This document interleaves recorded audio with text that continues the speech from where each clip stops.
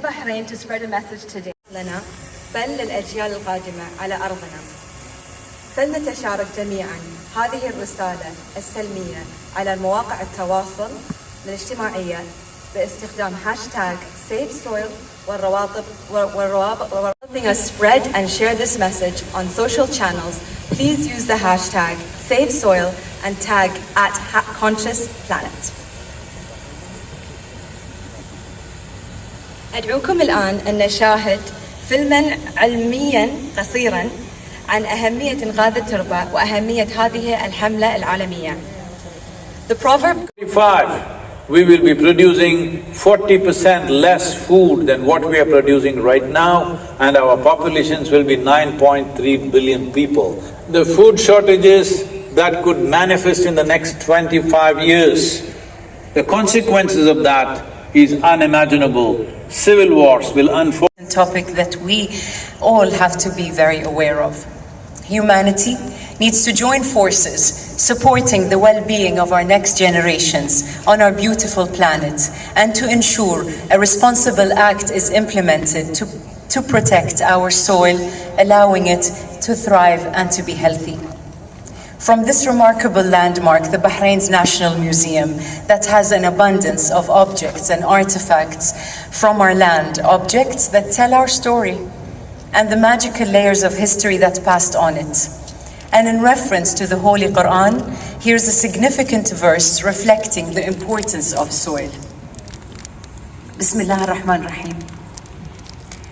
And you see the earth barren, but when we send down upon it rain, it quivers and swells and grows of every beautiful kind.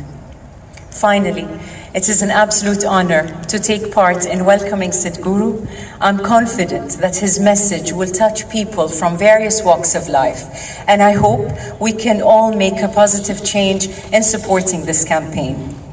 Special thanks to His Excellency the Ambassador of India for all his support, to the wonderful team of Sadguru, to the volunteers, to the team at the Bahrain Authority for Cultural Antiquities for their hard work, their time and dedication to make this event possible. Thank you. Of Bahrain. This small island has welcomed the Indian community and all expat community with really a big heart. The vision and policies of peaceful coexistence of the leadership and government of Bahrain have provided a conducive environment to the Indian community for them to excel professionally as well as to live happily, peacefully and comfortably in the kingdom. I take this opportunity to convey our thanks and gratitude to the government of Kingdom of Bahrain for all the assistance and support extended for the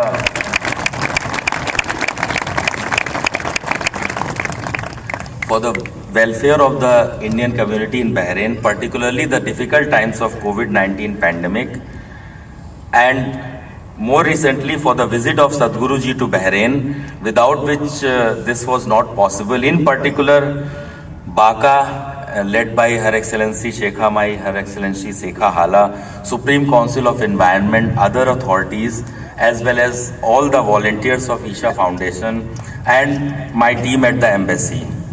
I am sure that all of you are eagerly waiting to hear Sadguru ji. Before I conclude, I would like to thank all the dignitaries and invited guests and all of you for taking time out of your busy schedule and gracing this occasion. Her Excellency Sheikha Hala.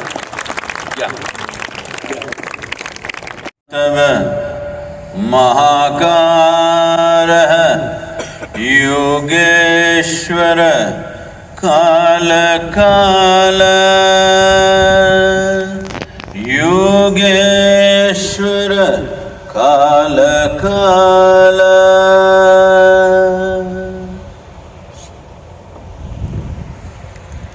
Namaskaram and good evening to every one of you. Well, on this day, over 2,500 years ago, a man, a seeker named Gautama, who was desperate to know the truth of his existence, had put in 8 years of severe austerities which had weakened his body.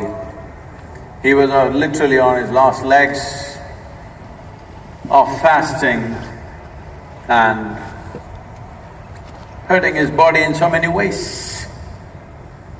He came near a river which is called Niranjana. Unfortunately, that river doesn't exist anymore. We have killed many rivers in Indian subcontinent, this is one of them. So it was just a little over 15–20 inches of water flowing, and he tried to cross it, just knee-deep water.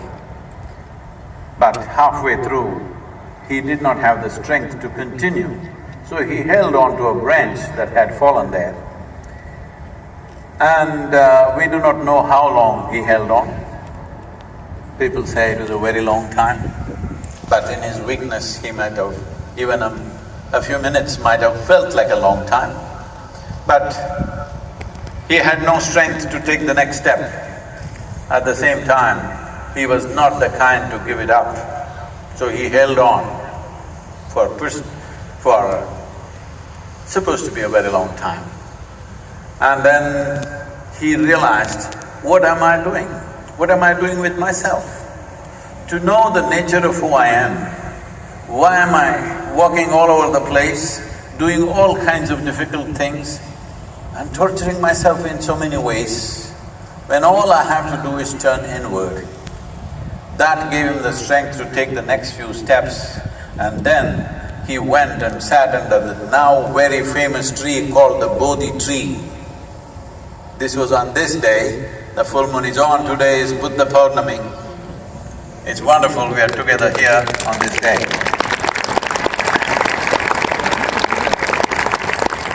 So he sat there, literally last few ounces of strength of his life left within him, sat under this tree.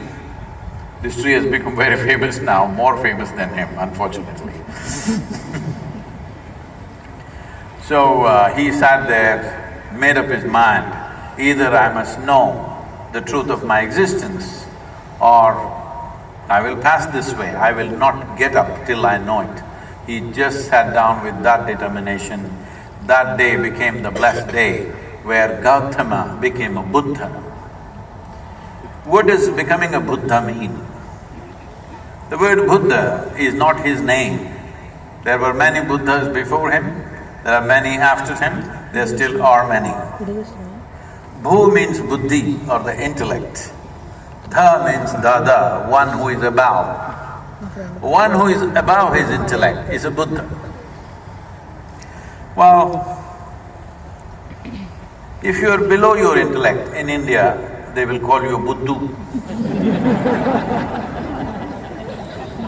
If you are in the intellect, you are a non-stop suffering human being. Yes, human beings are not suffering anything other than their own intelligence. The sharpness of their intelligence is cutting them into pieces. Hello? Hello?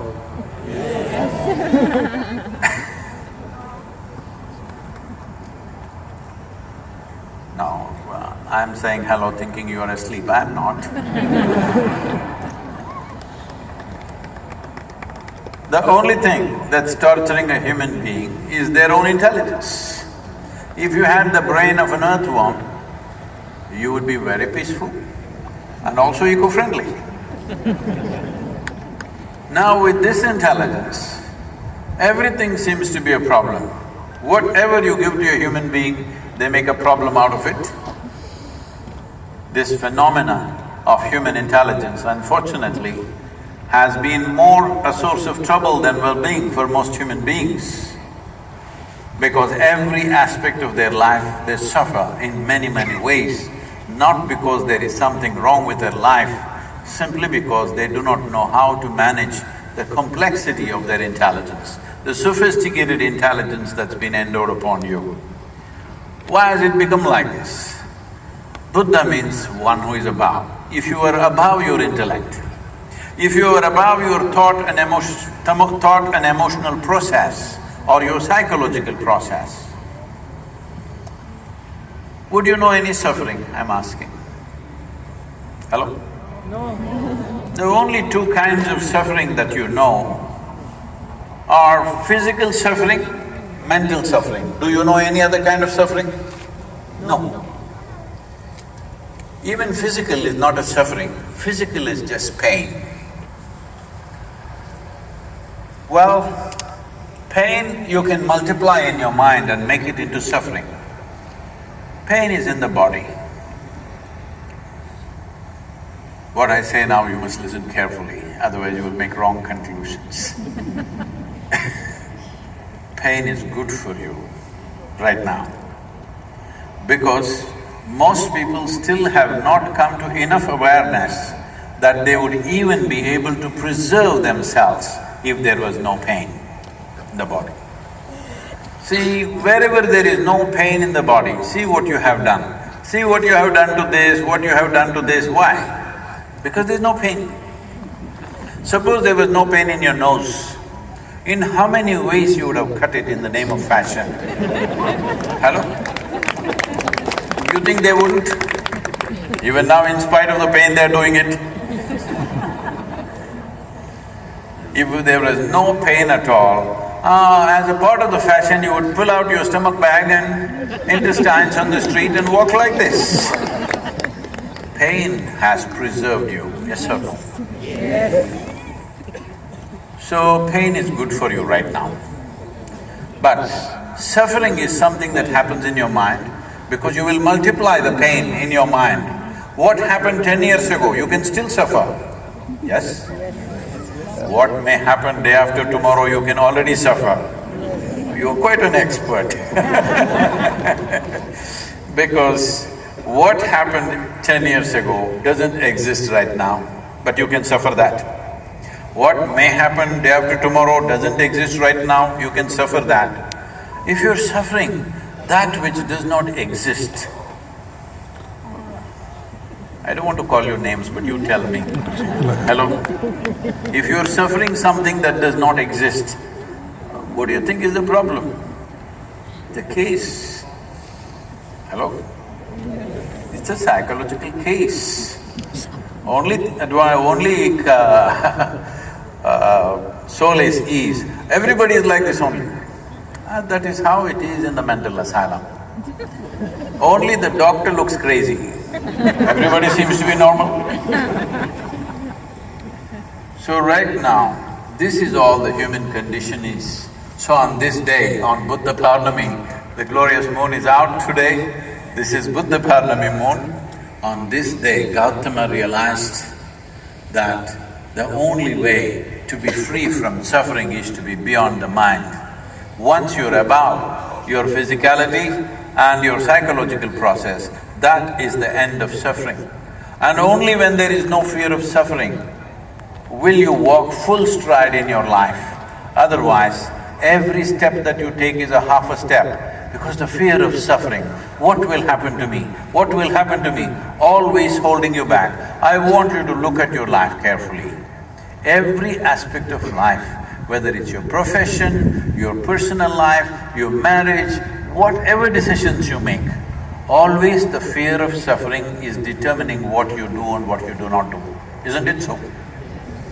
This one thing goes away from your life, you will realize the full potential of what it means to be a human being. People say, Sadguru, you are a superhuman being. No, this is not about being superhuman. This is about realizing being human is super. Being human is super because even according to the evolutionary scale of things, you're on top of the world. Hello? Hello? Above all creatures in terms of capability and competence, but look at the mess we are making out of ourselves. Hello? Look at the mess we are making out of ourselves as individuals and as a humanity as a whole, and the world and the planet. What a mess we are making out of it. Because our intelligence needs a conscious handling. But right now, our intelligence, we are still treating it in a compulsive manner. You know, the the genetic scientists are saying that the difference between you and a chimpanzee, the DNA difference between you and a chimpanzee is only 1.23%. 1.23%, not much of a difference, isn't it? Hello? Not a passing mark for sure. 1.23%, is it a great amount of difference? So I'm saying that is how close you are physiologically to a chimpanzee. But in terms of intelligence and awareness, you're worlds apart from a chimpanzee, and this is your problem. You have an intelligence for which you don't have a stable enough base. Now your own intelligence pokes you all the time. Even if you're alone, you suffer. This means you're in bad company, isn't it? Hello? If you are with me and you're suffering, you can blame it on me. But if you're alone and you're suffering, obviously you're in bad company. If you do not fix that one company, well, you will always live in suffering and fear of suffering. When there is suffering, it is on. When it is not, when you get a respite, there is a fear of suffering all the time. This is why Gautama became very important in the world. He gave methods as to how to be above the activity of our mind. The entire yogic system is just about this, how to be what you are and how to keep what you have gathered. When I say what you have gathered, I'm going to ask you a few questions. Will you answer or will you? Yes. All of you, I'm asking all of you there. Yes. Yep.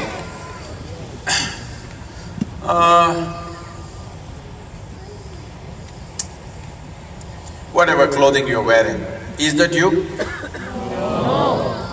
It is yours, I will not dispute it for now. And one day a dispute will come about that also. But right now we will not dispute it, this is yours. Whatever jewelry you're wearing, is it you? No. No, it is yours, we will not dispute that. That's dangerous.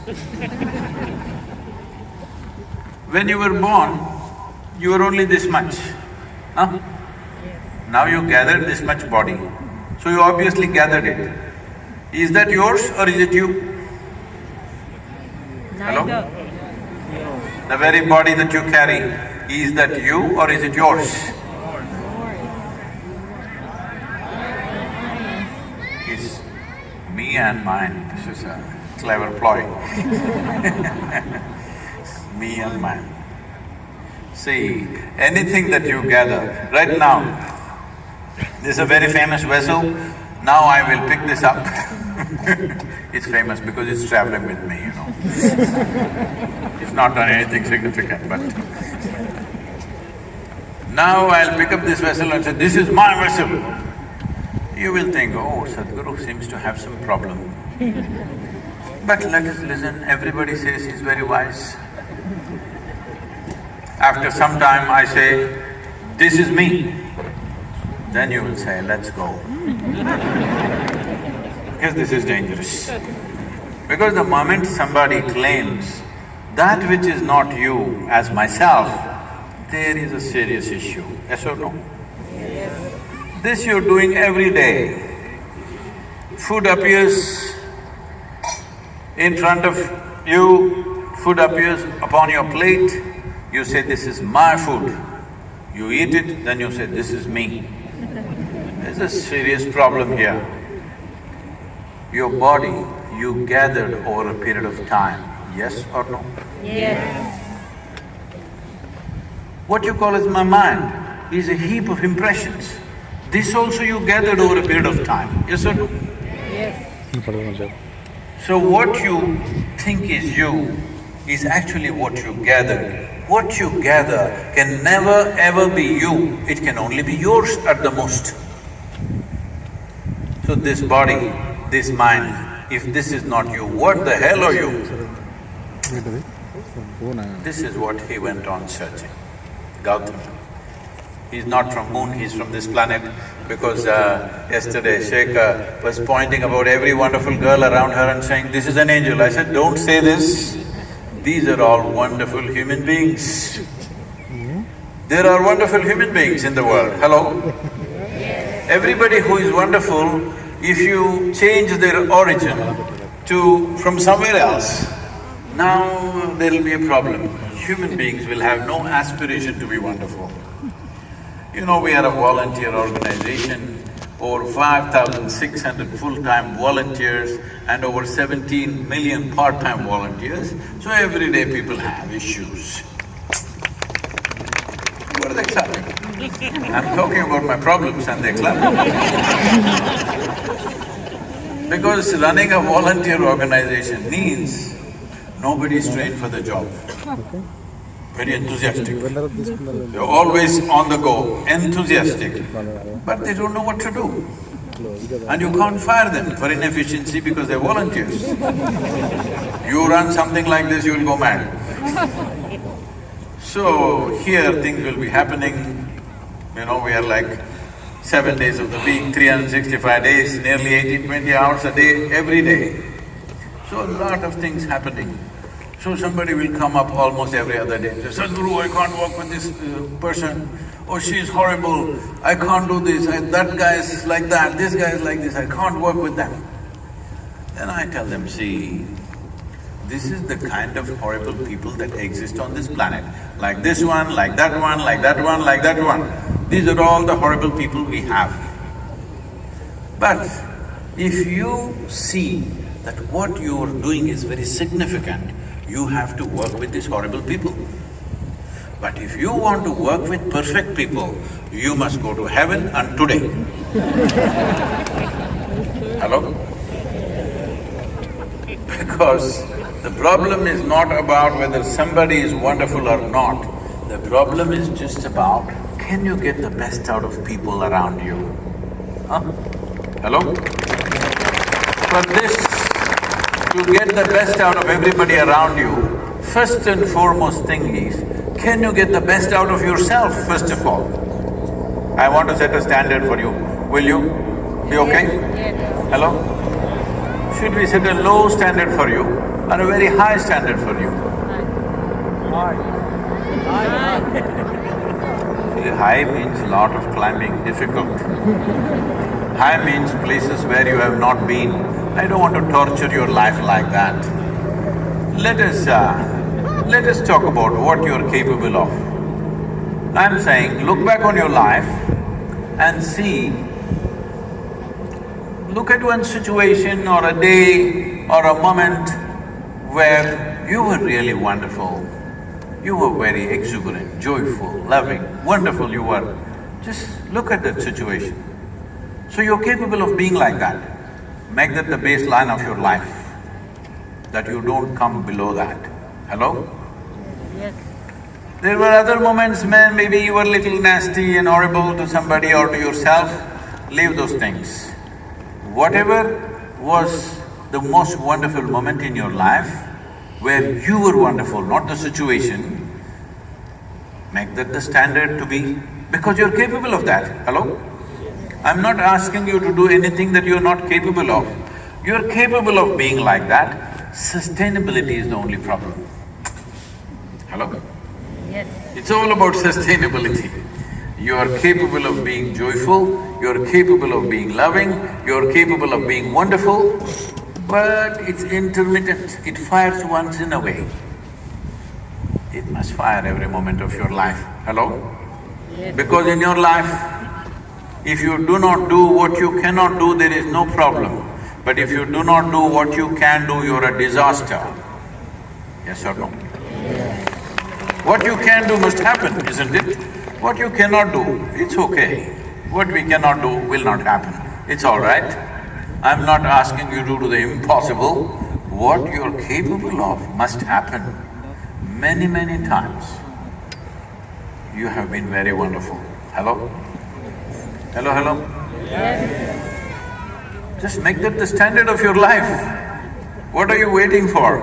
Because as you're sitting here, I don't know, you came and sat here at 7:30 or 8 o'clock? 8 o'clock. 6 o'clock, don't tell me. Okay, we will count from 8 o'clock because I came at 8 o'clock. Since I came here, both you and me are 1 hour closer to our graves. Hello?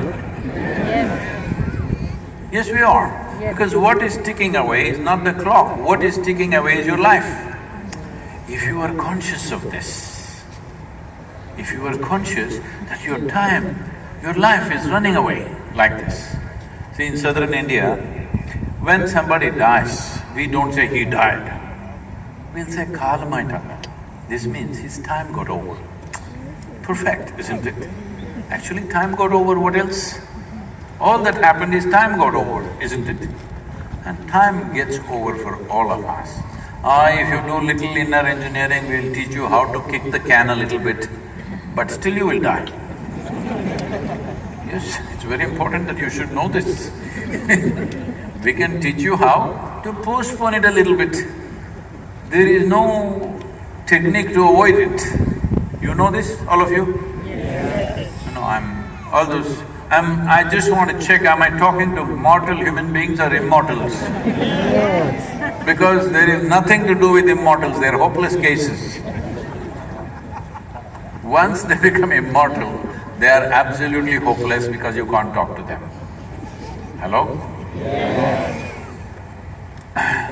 Did I hear that Alexander came to Bahrain, is it? Okay. Can I tell you some story about him? Are there any fans of Alexander so that I don't say something that upsets you?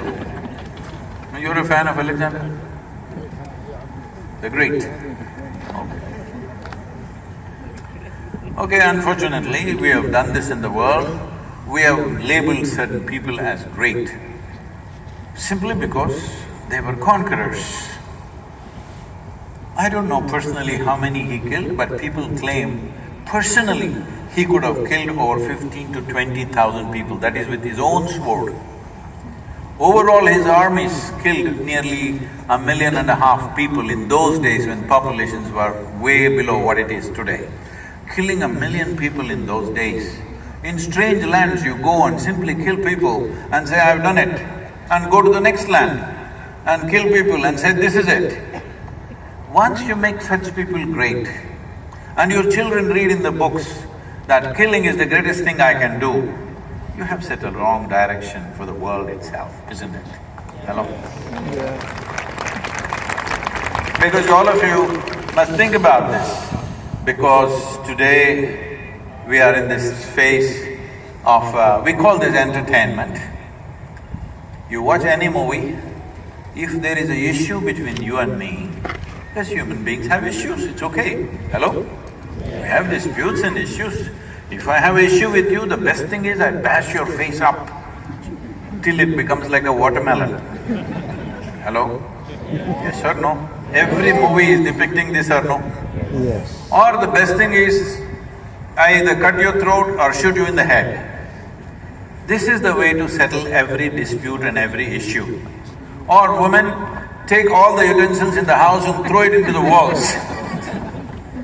Every television show, every movie is showing this as if this is the way to handle human emotions and relationships. Hello? Everybody has emotions, but there is a civilized and dignified way of handling your emotion. There is a civilized and sensible way of handling our disputes. There is never going to be a world without disputes. Hello? Yes or no? Always. Within the family there are disputes, among people there are disputes, among nations there are disputes. Always there will be disagreements and disputes. But how we conduct it is left to us. If we conduct it in a civilized way, it will lead to solutions. Otherwise, everything is Alexander the Great's way. But anyway, he was so great, but an Indian mosquito, that too a female mosquito, killed him. You know this. He died of malaria on the borders of India. So, however great you are, this is how you end. It doesn't matter how great you think you are, this is how you end. That we die. This is the kind of people we are. We are all dying people, is it okay? Oh Sadhguru, why are you telling us such things? I'm telling you, if you do not understand that we have a limited amount of time, you will waste this time that we call as life. So no, doing things that won't matter to you. If you know there is a very limited amount of time, you will do things that really matter to you. And that's important, that in your life you're doing something that genuinely matters to you. Otherwise you will do all kinds of silly things that don't matter to you. And anyway, I'm just telling you, revealing a secret to you, at the end of your life, there is no container service. No, those of you who have converted your homes into warehouses, I'm just telling you, there is no container service. You come with nothing and go back with nothing, and it's great. At least that's an eco-friendly thing. At least if you've not done anything significant, at least you put this body back into the earth, which is a wonderful thing to do. But unfortunately, that also people are disputing today. Right now, about 2 months ago, somebody started an enterprise in the United States where when you die, whenever that is, I bless you with a long life, but when you die, if you pay them $1.7 million right now, they will take your body and leave it in the space. Because there is no oxygen and there is no microbial life there, your body will not rot, it'll be the same way. And your body will float forever and ever up there, till somebody picks it up. We don't know. It's a vast space out there. You want to do this? I'm taking the bookings, $1.7 million. I'm saying, if we don't have any sense in our living, at least in death, we must put this back into the earth because that's where we took it from. Hello? At least this is one eco-friendly thing that everybody can do, to enrich the soil.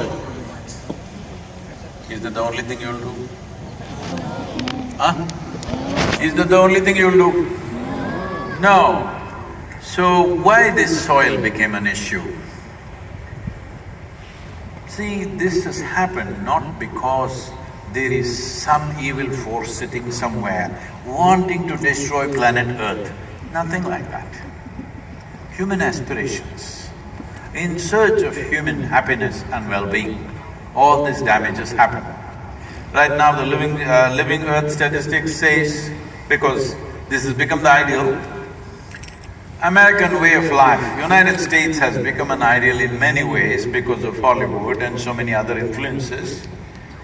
If all the 8 billion people have to have what an average American citizen has, we need 4.5 planets. But right now we have only half a planet. 52% of the world's topsoil is already gone. With half a planet, if we have that kind of aspirations, well, we are heading for a disaster. But I'm not even here to talk about that. All I'm saying is, do your life whichever way you want. I'm not asking for any lifestyle change, I'm not asking for any food change or dietary changes or anything. Because soil is in such a precarious condition where we are talking about soil extinction. At this point, we don't want to divide the humanity, we need every one of them. People asking me, Sadhguru, you are not fighting the fertilizer company, you are not fighting the pesticide company, weedicide company, herbicide company. No, the only thing I'm fighting is the suicide company. Because right now, it looks like we are on a suicide mission. I'm only against the suicide. Everything else can be handled later, because right now, it's the death of the soil that we are debating. If the soil dies, all the other aspects will be meaningless. Is it even possible that soil can die? Yes, because soil is alive because of microbial life. What does microbial life mean? See, right now 60% of your very body is microbial life, only 40% is the genetic material from your parentage, 60% is other life.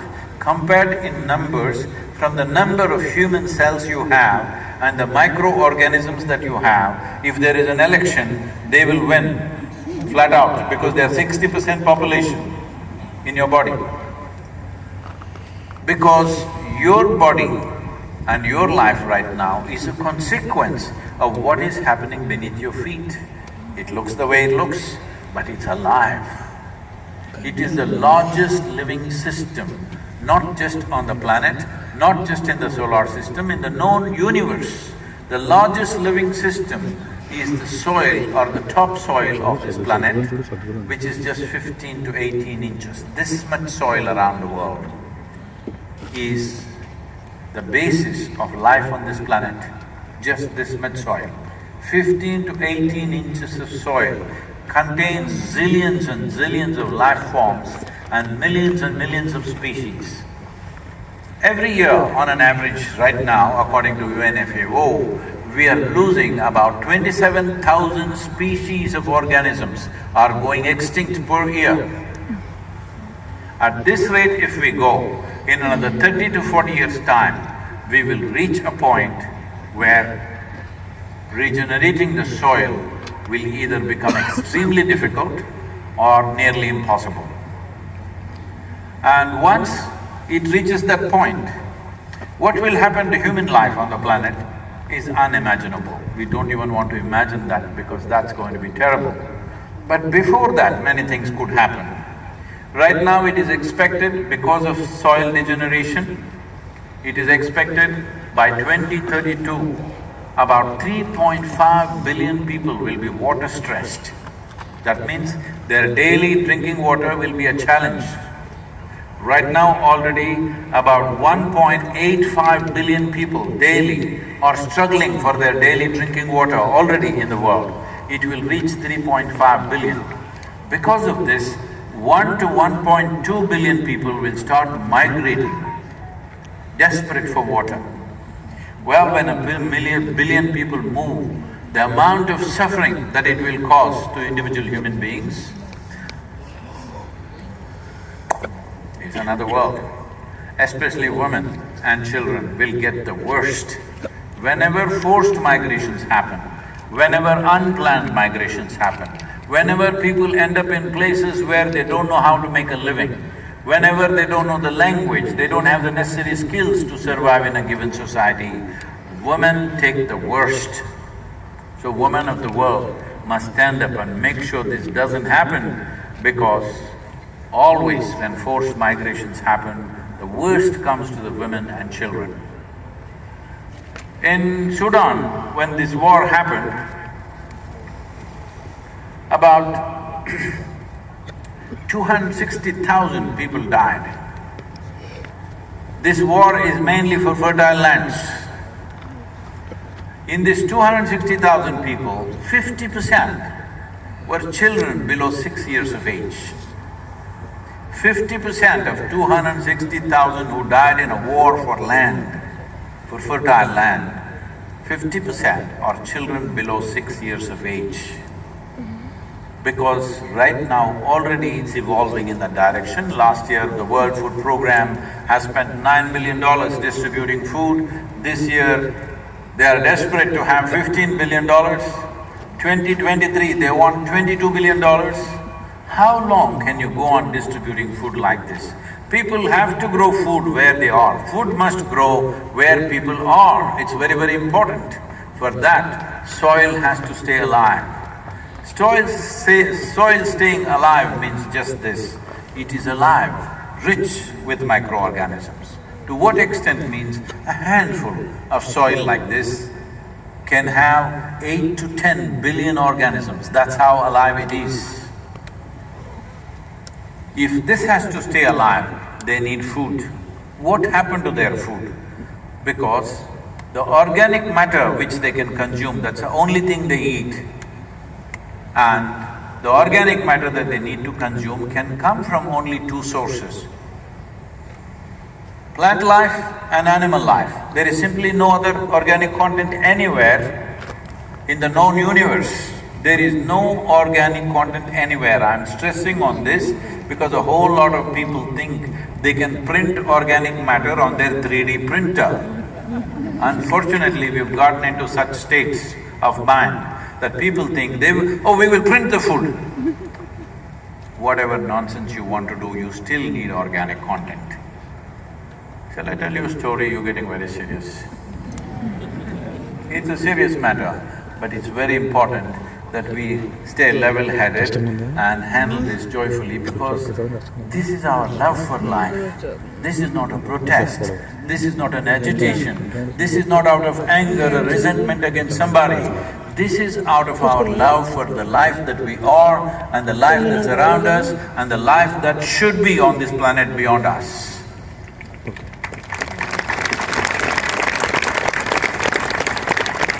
This happened in 2060.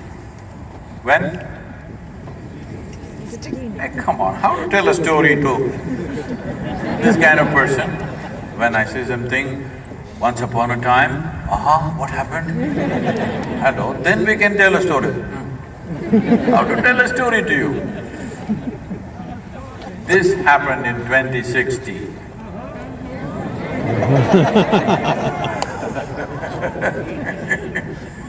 So a few scientists sought an appointment with God and they got it. Appropriate sounds must come. And they went there and they told him, "Hey old man, you've done pretty well with creation, but everything that you can do, we can also do now. Time you retire." God said, "Oh, is that so? What is it that you can do?" They said, "Look at this." And they dug up a little bit of soil, made a vague image of a human child, they did all kinds of stuff, and the child came alive. God looked at this and said, "That's very impressive, but first get your own soil." There is no substitute for soil. Whatever circus you do, there is no substitute for soil. We come from it, we live off it and we go back to it. There is simply no substitute for soil.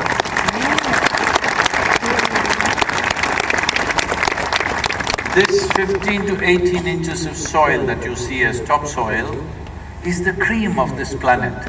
It has taken thousands of years to make this soil the way it is, for these lives to proliferate and get here.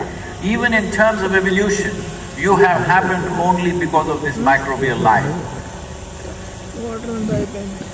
Somewhere approximately 1 billion years ago, scientists say, whatever number of years, it doesn't matter, but one day, one very smart algae or a fungi came up with a fantastic idea, how to cook food with the perpetual energy of the sun, and started cooking food using the sunlight. This is a phenomena that today we identify as photosynthesis. Before photosynthesis started, the oxygen level in the atmosphere was a shade over 1%. Today it is around 21%. This is why you and me are breathing. You and me are alive right now because of 21% oxygen. Even with a mask on you can breathe because it's 21% oxygen. If it was 1%, you think you and me would be here? So this is a consequence of the photosynthesis. But what has happened to photosynthesis? In the last 1,000 years, we have reduced photosynthesis by 85%. 85%. What's our plan? I think we are on a suicide mission. Hello? So it is not about this side, that side, it's suicide that we need to avoid. It is suicide we need to ban in the world. Because right now it's fashionable, those of you who live in cities everywhere across, especially in western part of America, it's very fashionable. Everybody jumps up and says, organic farming. They never walked on the land, they don't even know how it works. Here we have a wonderful farmer sitting here in the front row. People who work in the land, they know how back-breaking and heart-breaking it is to work on degenerated soil. People will say organic farming. Well, I want you to know this. Today, if we get rid of all the fertilizers, pesticides, whatever sites they have, everything, our food production will come down to 25% probably in the next 6 months to 8 months. That is the worst disaster you will unfold on the planet. So let's not talk fanciful things that you don't know. It's best that you don't talk about it. All you know now is that soil is dying and we are killing this because they have no food to eat. Something, a leaf or an animal waste, something needs to go into the soil. There are no animals on the land, there are no trees and plants on the land will die because organisms have nothing to eat, they need organic material to consume. So when we talk about achieving 3 to 6% organic content in the soil, we are just talking about giving a starvation diet for the microorganisms. If you raise the organic content to 8 to 10%, this I'm saying not from data, this I'm saying because we've worked with hundreds and thousands of farmers in the last 27 years. If you raise this to 8 to 10%, your irrigation requirement will come down to 30% of what you're using right now. If you're using 100 liters of water, it'll come down to 30 liters of water because soil's ability to hold water is greatly enhanced once the organic content and the organisms are active. Once they're living, they will make sure there's enough space to absorb water and hold it there. This is the only way the future generations can be saved on this planet, that a minimum of 3%. 3 to 6% is minimum. This much must come. Right now, this whole Save Soil is the push for making that policy. Everybody says, let me roll up my sleeves and I'll go and fix my kitchen garden. That's very cute of you, okay? But it is not a solution. It's not a solution. Solution will happen only when there is a policy in the world, because 54% of the earth's land is seriously farmed right now. Another 18 to 20% is partially farmed. So totally 71% of the earth's land is plowed. 4.2% of the earth's land is paved because they are urban regions or urban areas. So totally 76% of the world's land has no photosynthesis. The croplands have photosynthesis for 2 to 4 months in a year, rest of the time they don't have. Urban lands, of course, you can plant a few trees, but you cannot replace all the buildings with trees, that's not a practical solution. Urban lands, you can leave it, you can make it a little greener and make it more pleasant, that's about it. But it is the agricultural land which needs to be attended to. It is fashionable right now, I'm sure many of you here also, but it's very fashionable in the world to talk about, let's fix the rainforest. You don't have to fix the rainforest. If you stay out of it, it will stay great. Yes. Let's fix the oceans. This is also the same thing. If you reduce the footprint upon the ocean, it'll be fixed. You don't have to do anything about it. 1 year, I'm saying, just 1 year, if human beings don't go out fishing in the ocean, everything will bounce back in a volume that you cannot even imagine. So nature is capable of this, but agricultural land is that piece of geography where every day a human hand is tending to it. And that land is a disaster. Where human beings daily, men and women are working on this land, that land is dying because there is no organic content. Just do one thing. You just look at any satellite images or whatever of agricultural lands across the world. Is there one plant or one animal anywhere? How do you expect it to stay alive? When you plow the land today with machines, 12 to 14 inches deep plowing is happening, and leave it open to the sun, This is murder of the soil. This is literally murdering the soil. Murdering the soil means the unfortunate reality is in the last 2.5 years, as I'm talking to various agricultural ministries, I realize 85% of the nations still address their soil as an inert material, that they can add a chemical, take out a chemical and fix it. It is the largest living system in the universe and we refer to it as a resource. I'm saying all of us have fed upon our mother's breast. Do we ever call her a resource or is she the source of our life? Huh? Are our mothers resource for us or are they the source of our life? So it is the same because the soil is the mother of our mothers. Without this there is no life and we think we are scientific. If there is no science, all science will work against us, unfortunately. Hello? If the basic life sense is not there, science and technology will become the worst enemies of humanity because they will work against us. You can take technology and kill yourself, or you can take technology and make something, it all depends whose hands, isn't it? It all depends in whose hands it is. So this is an important moment in our life because we are at that cusp of time that if we act now, as a generation, if we act now and make the necessary policy changes, in the next 10 to 15 years, we can make a significant turnaround.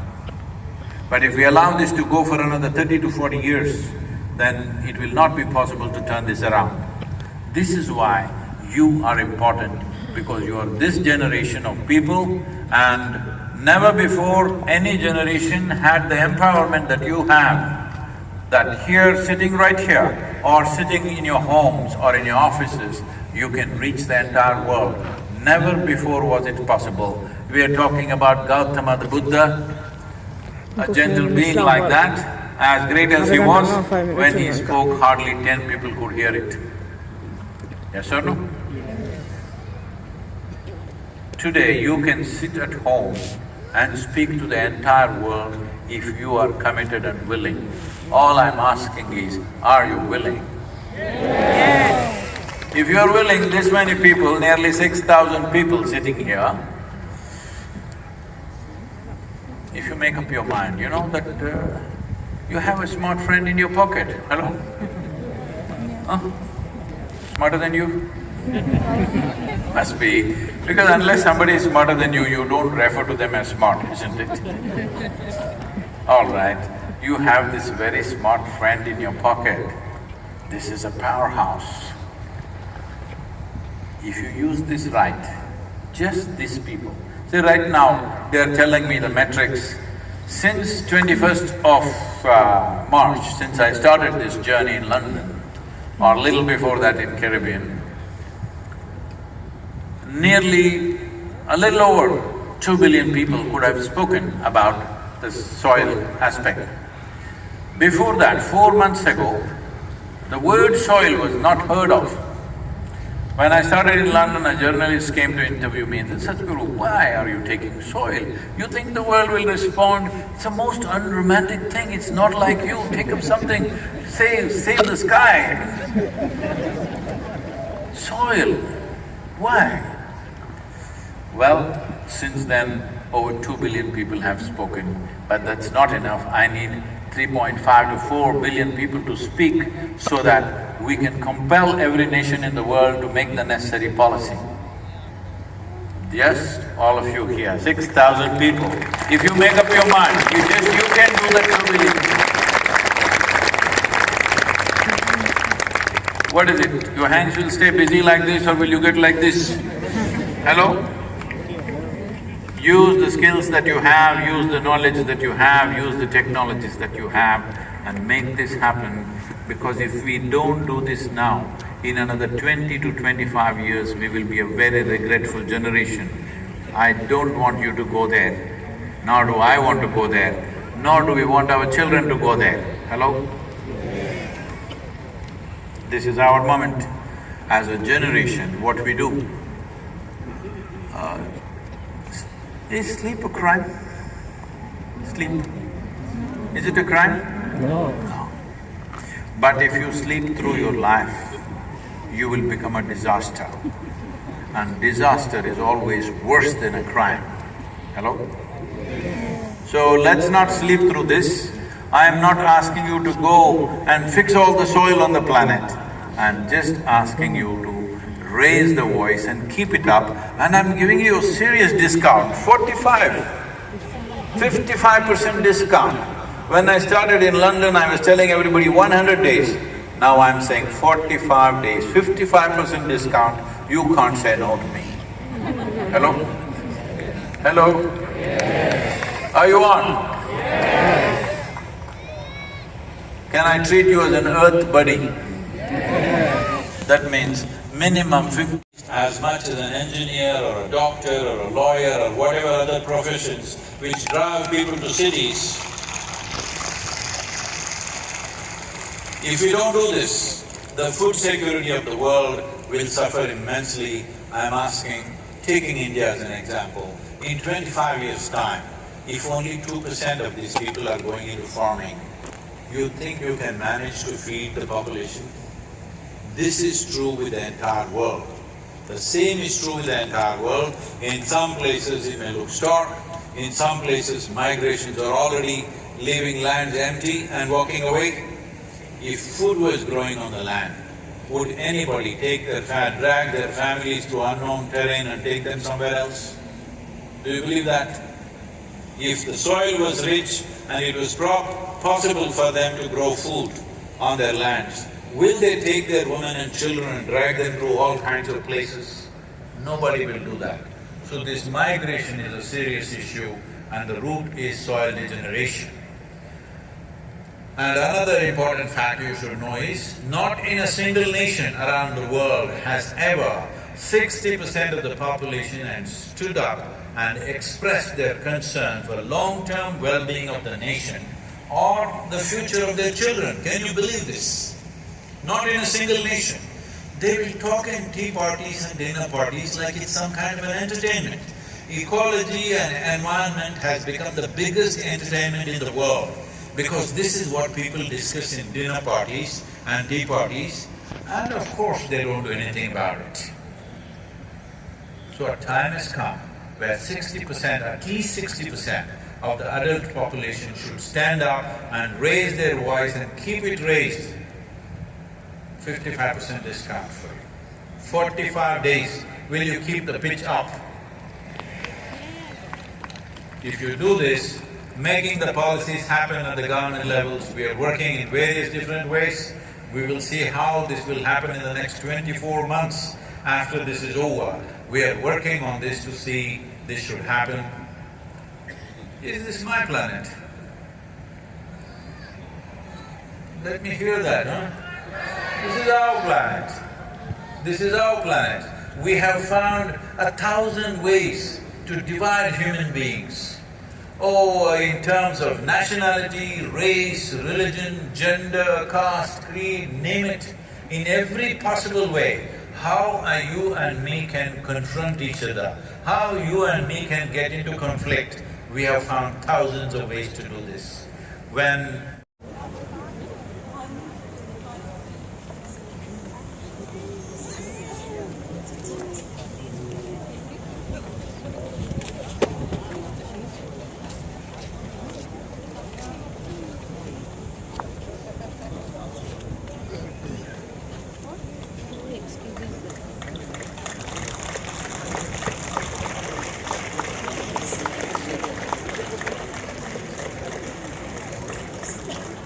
Thank you. Thank you very much.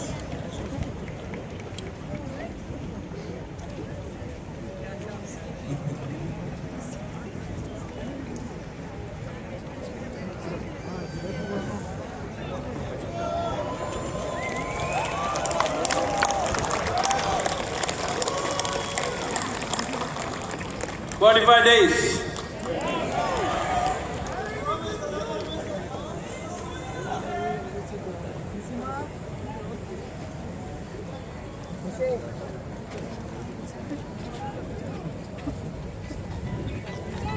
we would like to thank DevG Jewelers, Kewal Ram, ICICI Bank for their generous sponsorship.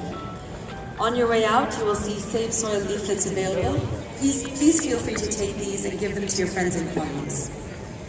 Due to the large number of people here, to avoid congestion when leaving, please use the exit nearest to your seating bay. Bay 1 corresponds to Bay B2 to exit 2, and Bay Z to exit 26. Thank you, everybody.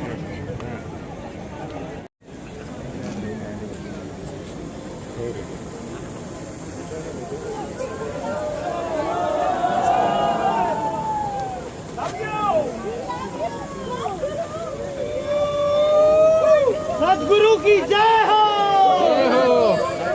सदगुरु की जय हो, सदगुरु की जय हो।